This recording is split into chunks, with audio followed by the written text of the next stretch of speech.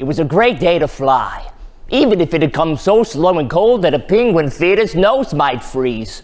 On these days, a young penguin named Opus, wearing a bright red bow tie, ran to the top of Duck's Breath Ridge to watch the ducks soar above.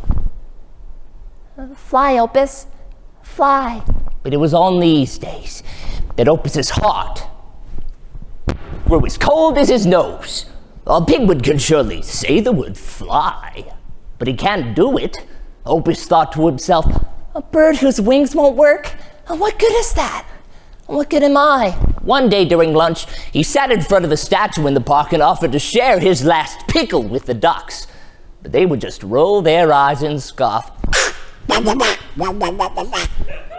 which roughly translates to, it's not our pleasure to share pickles with birds whose wings don't work. Well, even if my wings won't lift me, I'll find something that does. Renowned English poet William Blake once said, "No bird soars too high if he soars with his own wings." For as long as Opus can remember, he's dreamed to be able to fly, watching the ducks and envying them for the ability he doesn't have. But through Opus's struggle to achieve flight, we ultimately learn that sometimes you have to do things your own way, with your own wings. A Wish for Wings That Work, written and illustrated by Berkeley Breathed. Opus had an idea. So, the next night he sat in front of his fireplace and wrote an important letter. Dear Santa Claus, in the past I have asked for a scarf that would last, but since my wings would sputter at the times they should flutter, I thought you should know I need wings that will go. Santa will bring me new wings, and I'll be flying on Christmas morning. And with that, Opus went upstairs to his bedroom and went to bed. Fly, Opus, fly. In the middle of the night, Opus was awoken by a duck who burst into his bedroom, which roughly translates to catastrophe, calamity, a considerable setback. Please, follow me. Opus grabbed the duck's wing and followed the duck to a nearby lake. Look out towards the water. It looks like a big man with a white beard and a sleigh. Santa's sleigh crashed into the water. I'm coming, Santa!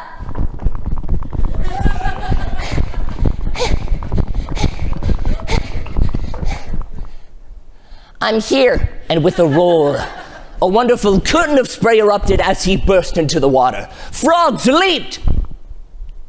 Ribbit. Catfish jumped. Meow. And Opus dove into the icy water. Somebody was laughing. Out from the sleigh, a deep voice of good cheer erupted over the water. Ho, ho, ho! Ho, ho!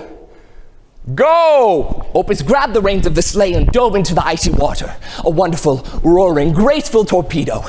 He was swimming. And swimming, after all, is what penguins do best. Finally, he pulled the sleigh onto the dock. He was exhausted, but he had brought the sleigh safely to shore. And Santa, standing as tall and broad as he could be, went up to Opus. I read your letter, and I see no penguins here whose wings only sputter.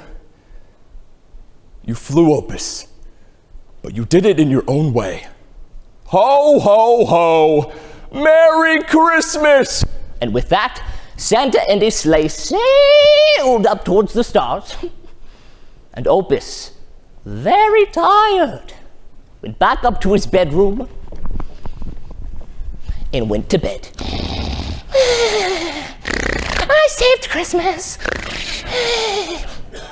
Hours later, Opus was awoken by the sound of a door knock. He went down to see who it was.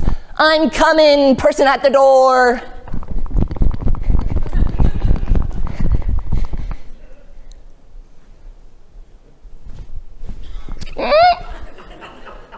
What's going on? Out in front of his porch and spreading out across the lawn were hundreds, maybe even thousands of smiling ducks, each one wearing a bright red bow tie.